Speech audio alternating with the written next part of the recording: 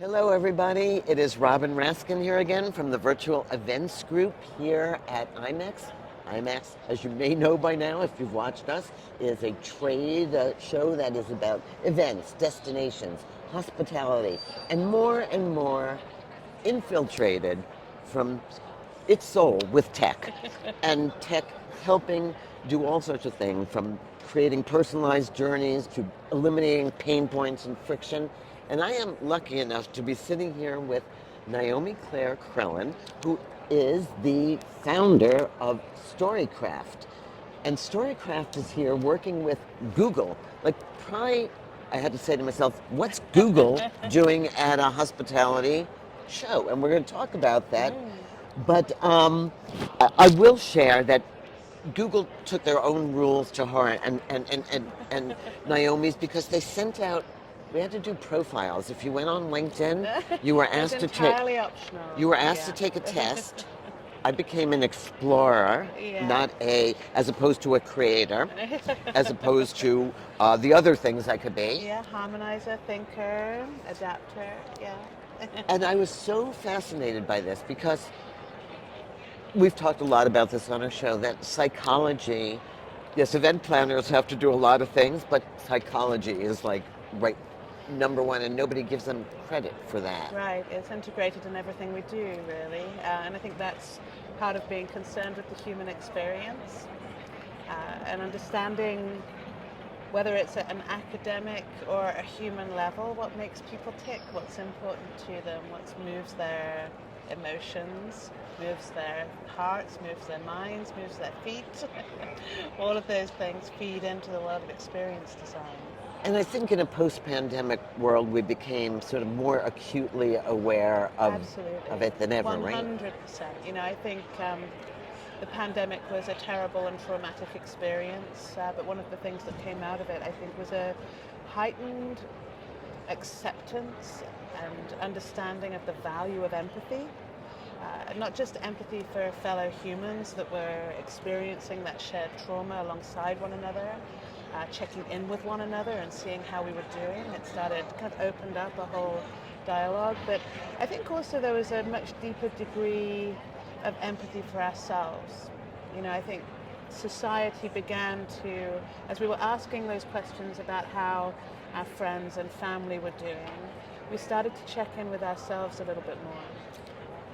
No, I think you're so right. Some of that has flowed into the experience space post-COVID as well, where we're coming to experiences and understanding in a new way what value means, but also what positions us to be our authentic selves, what allows us to turn up ready to engage, to be successful in the way that we define success. And I think that is, it's a beautiful thing that we can begin to ask ourselves and get in touch with what we need. And sometimes it can be alone time. Yeah. Sometimes it can be the gentler aspects of meetings as opposed to the pyrotechnics and the stimulation and the back-to-back, right? And it's a whole new conversation about journeys and the diversity of journeys that we now need to provide to meet everybody's needs. It's amazing to me. So Storycraft, your job is to help companies craft their story, their experience, and that they are going to put forth to the world. Is that? Yes, and we do that through the lens of audience advocacy. So at the end of the day, every story that has to be told is heard by a different audience, right? If we want our stories to resonate and move hearts, minds, and feet, then we need to understand who we're storytelling to. So hard. Sounds so easy. You know, and yet how? How do we do that? So that's where the kind of lab aspect of our name comes into things. We're in the work of audience advocacy. We do a lot of deep listening. We find spaces for audiences to talk to event organizers. So our work is both product in terms of the ultimate experience that delivers that message, but it's process. The craft of how we build that experience is the place where we can bring our audience in to let us know through that wonderful dialogue what they need, how we can design for them. So Google, I'm sorry, we never really think of as a touchy-feely kind of experience. We think about data, and they look at data, and now we see Google XI, this initiative to, first of all, to bring in neurodivergent audiences to events, to teach people about the personalization of journeys. I'm like flabbergasted. It's a side of Google that I didn't quite expect. Right. So the Experience Institute, which is what XI is short for. Experience Institute. Okay, we got Yeah. that. Dilemma solved. Was set up by the Google Real Estate and Workplace Services Department that across their global operations organize between 70 and 100,000 events each year. So, Events of all kinds, events virtual. of all kinds, scale, scope, right? So they really do have a deep interest in experience. And beyond that, they've got a wonderful, wonderful human called Megan Henschel, who is their head of global strategic events, right?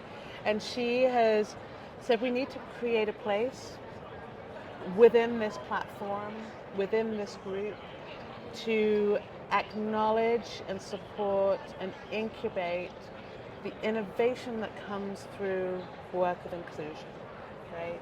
So the Experience Institute is that incubator for innovators that are doing the work with inclusion. So it is, there's both, work can be defined as research, work can be defined as within your event finding a space for a resilience room, or a moment in that journey where we are trying to affect change, and really kind of within that community then providing a level of support for those change makers, for those innovators, for those advocates for inclusion that is so needed and so valuable.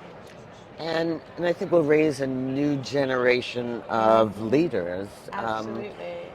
And so if you go over to the Collaboratory area, it's like bizarre. There's Post-it notes, there's folded cranes. I walked over there this morning. There's a plethora of different activities and artifacts of collaboration, these things that we leave behind after minds have met and people have gotten creative. And so I think that there's definitely a maybe slightly quirky, but a collaborative, artistic, expressive, creative energy that flows from that work.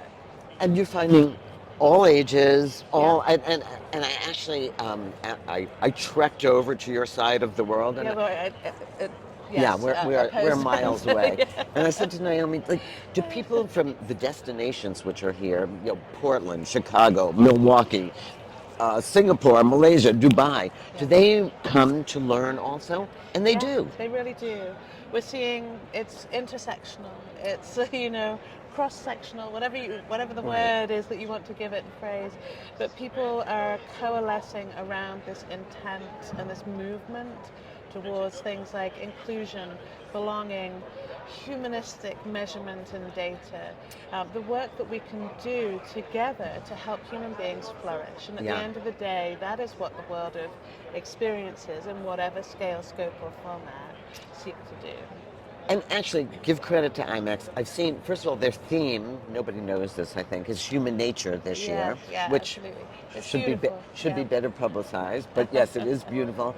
They have wellness areas to take a break. They have isolation room, which was sponsored by Marriott and Perkins and Will. That was something that was created with the new project for neuro inclusion. And to me, that is, as an older person coming out of events and publishing, this is so interesting because, I have had sponsors, and now I have to say to my sponsor, that 45-minute keynote you used to give? Well, we want you to sponsor a isolation room instead, And they go, really? What's in it for me? And Actually, I was just having a conversation with Marriott and Perkins and Will, and they were saying how proud they were to right, sponsor something that is so meaningful and speaks volumes about the work that they do as a brand. And I think that that's a sea change in the way that we think about sponsors and how to get them involved in. I totally agree. Yeah. And I think Marriott, I think a lot of them have really risen to the challenge of sort of letting go of I'm going to say the CEO's ego and realizing what the audience, flipping it as to what does Yeah. your audience want? And what the wonderful thing about 2023, and I do feel that this is a year of sea change, is that we are starting to see the C-suite understand the value of things like belonging. You know, there's incredible data now that shows that an individual that experiences a sense of belonging is 167% more likely to recommend. So we're starting to see that very clear connection, the dotted line between the work of inclusion and the bottom line, right? And this supports a virtuous cycle of the work that we do. So to people who just may not have a lot of tech or a lot of research or simple belonging, how can we make this easier? We start every one of our meetings by trying to do something belonging. Some work, some fall flat. We kind of own up to it and say, oh, well, that didn't work. Which is exactly the way to approach it, right? Start somewhere, start small, identify a place that you can make a difference in helping to advance that belonging conversation. Yeah. Oftentimes, a lot of the interest in belonging is getting it going pre-event. You know, one of the things that we found in our research and work with belonging, which is part of how we've been working with the Google Experience Institute, is that belonging is not a binary state. You don't just flip a switch at an event and boom, we have it, we belong. It's very much a journey. It's a journey that's unique and complex. However, you know, there are things that we can do as designers to promote and facilitate that journey forward for our attendees. And I think to respect, frankly, that not every attendee can be a belonger at every event to the same level. Like, there are secondary, right. Providing choice and optionality is key to allowing individuals to unlock their journey to belonging. So, if we had to sort of summarize your learnings from the Collaboratory, from persona, you've developed these persona and personalized journeys. What's the best advice we could give virtual events group listeners who are struggling with new meetings, new events, new ways to do things? I do believe that looking at those pre-event touch points is the place to begin. For a long time, we in the experience industry have been stuck in the mode of assessing our success post-event. Bingo. It is, and it's, I'm not quite sure why it is. If you look at any other service industry or industry in the world where we put another human through an experience, it begins with a conversation. You know, how would you like your hair styled? How are you going to have your massage today? What are the pain points? You didn't go to the Sphere last night. I went, I said, what's going on here? Why didn't they tell me I had to be an hour later? I would have been fine. You know, but I think that uniquely the experience industry has left out that dialogue with their audience in advance. We have conjured something that we think might be best and good, and we get anxious about it in the process, right? And then post-event we're asking, so how was that for you? Did I guess correctly? And that becomes a measure of our success. What if we flipped this entirely and that dialogue post-event moved pre-event? Pre-event, and just so everybody, we're clear. Naomi and team sent out a survey before the event, labeled me and my persona, had meetups for me here for my fellow personas, mixers for different personas. We gave you recommendations, a journey map, as it were, for the event that we're, with, you know, the suggestions that were curated according to your preferences. And it actually reminded me, and I credit to Disney for all they did to make waiting online an experience, to make suffering through heat, and I mean just to take those pain points in people's lives and look at them in the attendee journey and say, how can I turn this into a joyous moment? Experience, And it's easier than we think if we just give ourselves permission. Absolutely. And I think being brave and experimenting in that space, when you communicate that openly to your attendee, we're trying something new, join us Yeah. in the experiment, add your voice, help to co-create this experience. They offer you so much grace. Yeah. You know, there is nothing quite like just on a very human level being asked what matters to you and then having someone create an experience that listens to and responds. No, and to thank what you. you've We just shared. had Victoria Maddie talk. We were Yeah. talking to her before.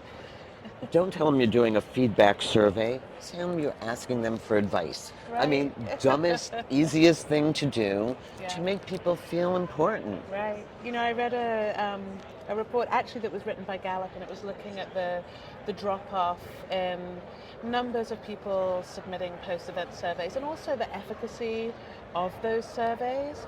And what they were saying was, you know, that people don't sense the value of providing input No. post event.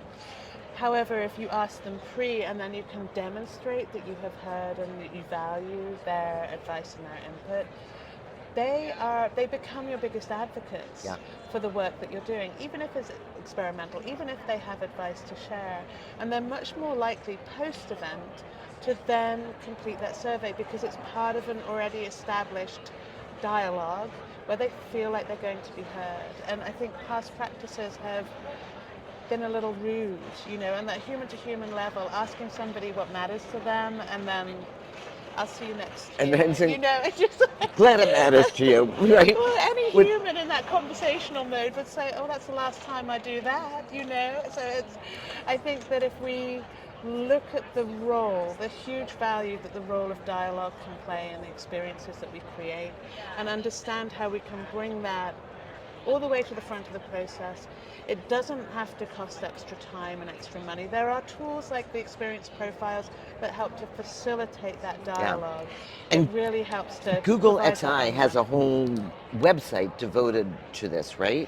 So the experience profiles, just to clarify, were created by Storycraft Lab, that's Okay. my company. We first engaged with Google XI because we offered the experience profiles as a tool for understanding. At that point, the ask from Google XI was, we want to better understand evolving techno-social norms. Yeah. So we offered up the experience Yeah. profiles as a tool for getting that Yeah.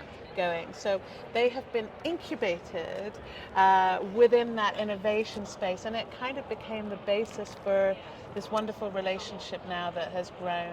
with the Yeah, and Experience it's setting Institute. an example for, I think, everybody here, tech company or not. And techno-social norms are going to be the theme of the next year, I think, because we checked out plenty during the pandemic, and we need the social. Yeah. And even with content, I always say we're content rich and community starved. And so we're going to have to find that balance again. And it's so great. You should follow Naomi, follow Storycraft. We'll have her LinkedIn profile on the site. And we definitely want you to be a guest on the program when all this I would dies love down. to come back, Robin. Thank you so much for having me. Got it. Pleasure. My lady in pink and blue.